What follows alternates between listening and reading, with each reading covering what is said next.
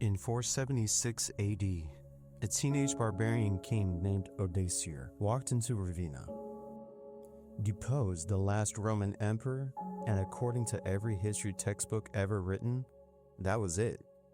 Rome was over, barbarians won, civilization lost. Here's the problem with that story. It's not wrong exactly. It's just that it's answering the wrong question. It's telling you who was in the room when Rome died, not what actually killed it. And those are very, very different things. The barbarians didn't bring down Rome. Rome handed them the keys. And the reason it did that is a story about debt, about climate, about a currency crisis that makes 2008 look like a rounding error, and about a government so consumed by internal power struggles that it forgot it had an empire to run. That's what we're getting into today. Let me tell you why this actually matters. And it's not just a history nerd thing. We've been telling the barbarians destroyed Rome story for about 1500 years. And because we keep telling it, we keep drawing the wrong lessons from it. We think great civilizations fall because of external threats, invasion, foreign enemies at the gate. And so that's what we look for, and that's what we prepare for. But the actual historical record tells a completely different story. The Roman Empire didn't collapse because someone came and broke it. It collapsed because of a cascade of internal failures that each made the next one worse. And the barbarians just happened to be standing there when the whole structure finally gave out. Edward Gibbon, the historian who basically invented how we talk about Rome's fall, published his Decline and Fall of the Roman Empire in 1776. 6 volumes. Over 1 million words. And even he got it partly wrong. Because he was writing before we had the climate data, before we had the coinage records, before archaeology could tell us what Roman soil was actually doing in the 3rd century. We have all of that now, and the picture it paints is so much stranger and so much more relevant to the world we're living in than the version you got in school. So let's go through it. 3 forces that actually brought Rome down and what each of them can tell us about right now, starting with one nobody talks about first.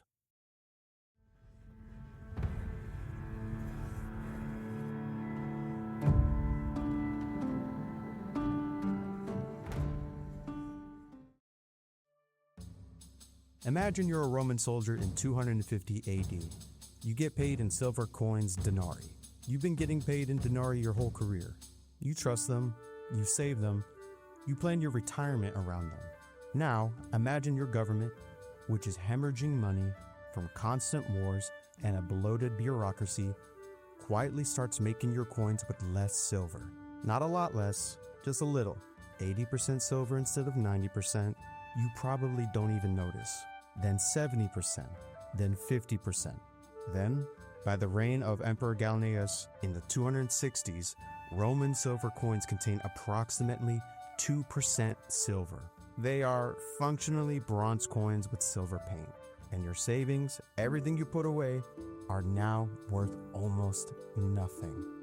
This wasn't a secret conspiracy. It was just what desperate governments do when they can't balance their books. Rome was spending far more than it was taking in, on armies, on infrastructure, on an imperial bureaucracy that had metastasized over 3 centuries. And the easiest way to make the math work was to make the money worth less. The result was the crisis of the 3rd century. 50 years of near constant civil war, economic collapse, and plague. In a single generation, Rome went through over 20 different emperors, most of whom were assassinated. Trade networks collapsed, cities shrank, farmers abandoned their land. And here's the layer that history class skips. The Roman government knew this was happening. There are edicts, actual surviving imperial documents, where emperors tried to impose price controls to stop inflation. Diocletian's edict on maximum prices in 301 AD is one of the longest surviving Roman texts.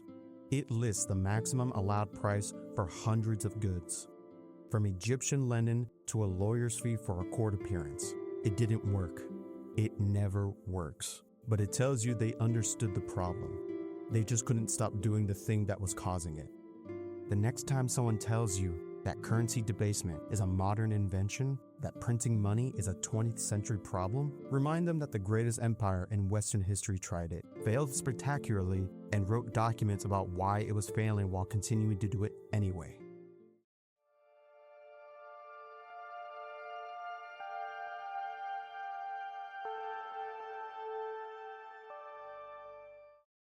This is the one that rewrites everything. And we've only understood it properly in the last 20 years. For about 5 centuries, from roughly 200 BC to 250 AD, the Mediterranean world experienced what climate scientists now call the Roman climate optimum. Stable temperatures, predictable rainfall, conditions so consistently good for agriculture that Rome could feed a population of potentially 70 million people across 3 continents with the farming technology of the ancient world. That climate stability wasn't a reward for Roman virtue. It was a lucky accident of the planet's natural cycles. And around the middle of the 2nd century, it started to end. What followed was a period of intense volcanic activity. Eruptions in Iceland and elsewhere that pumped sulfur into the atmosphere and cooled the planet. Tree ring data, ice cores, even ancient lake sediment records all tell the same story. Starting around 250 AD, harvests across the empire became erratic. Droughts in North Africa, flooding in Europe, crop failures that came in clusters, not once but year after year. And right in the middle of this climate instability came the Antonine Plague, almost certainly smallpox, which killed somewhere between 5 and 10 million Romans. Then the plague of Cyprian, which ancient sources describe as killing 5,000 people a day in Rome alone at its peak. Whether that number is exact or not, the demographic evidence is clear. Rome lost a staggering portion of its agricultural workforce precisely when it needed them most.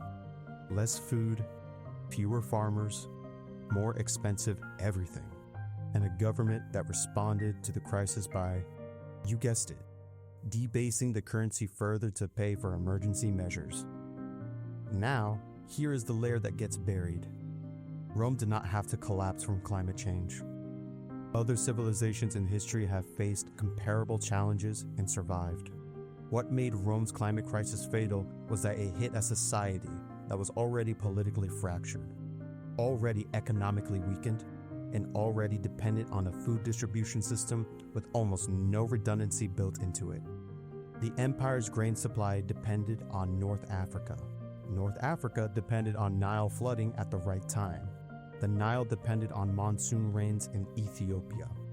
When that chain broke, even briefly, there was no backup system, no strategic reserve, no plan B. Because for 5 centuries, there had never needed to be. The echo writes itself. Complex systems don't fail because one bad thing. They fail because one bad thing finds every crack that was already there.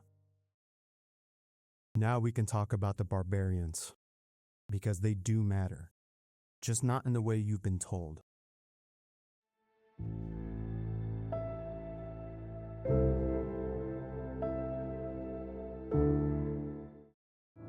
By the 4th century, the Roman army had a problem.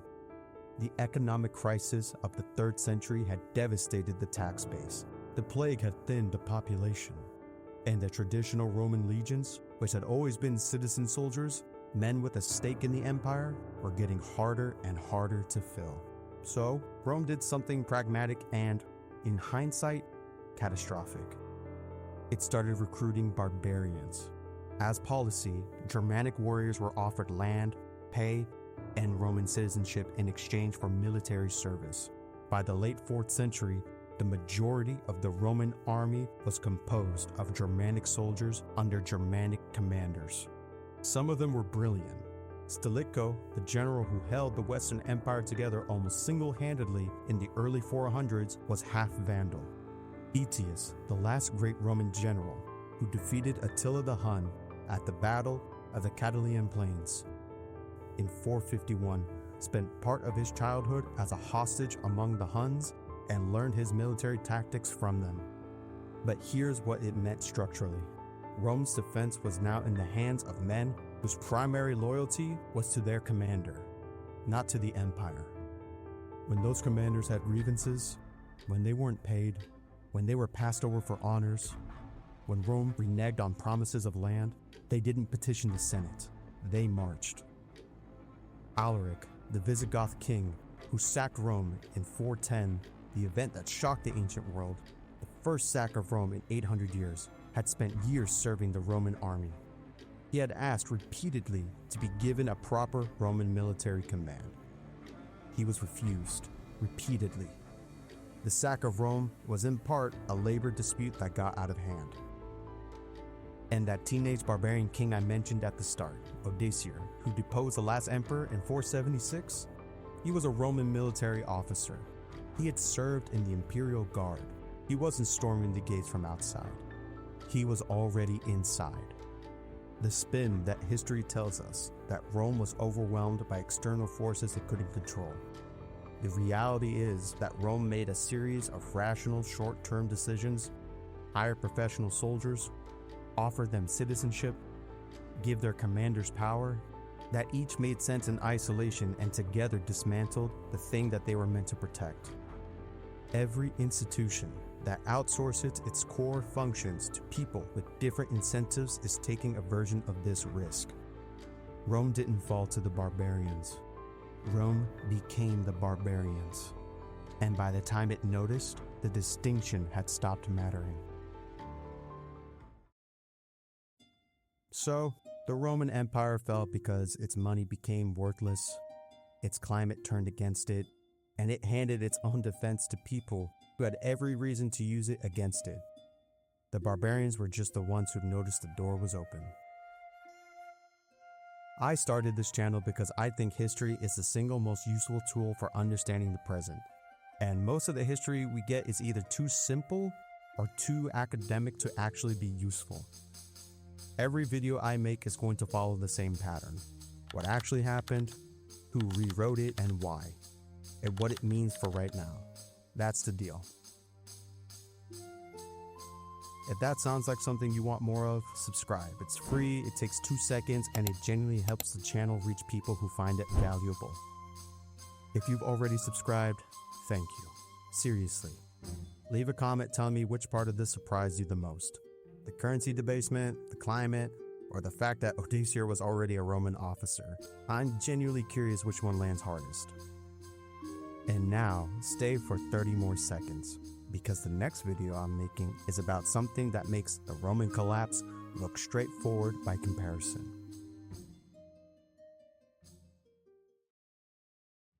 In 1347, a trading ship arrived at the port of Messina in Sicily. The sailors on board were dead or dying. Their skin was covered in black, pus-filled swellings. Port officials ordered the ships out of the harbor immediately. They were too late. Within 18 months, a third of Europe was dead, maybe more. We don't actually know, because the plague killed so many record keepers that we lost track of how many people it killed. But here's what history class never told you. The Black Death wasn't just a medical event. It was a social revolution. It ended serfdom in England. It collapsed the Catholic Church's moral authority. It may have directly caused the Renaissance. And this is the part that gets buried. The people in charge knew it was coming months before it reached Western Europe. Reports were flowing in from the East. They had time. They had warning. And they did almost nothing. Next week, we find out why. I'll see you then.